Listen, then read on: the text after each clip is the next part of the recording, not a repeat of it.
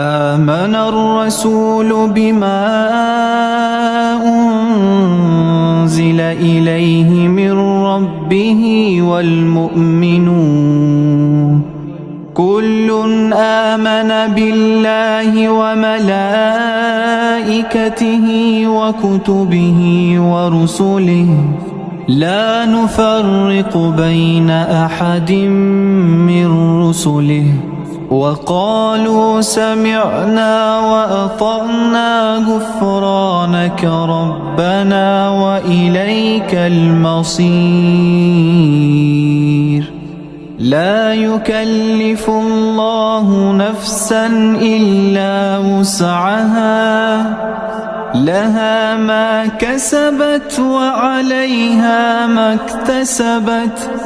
ربنا لا تؤاخذنا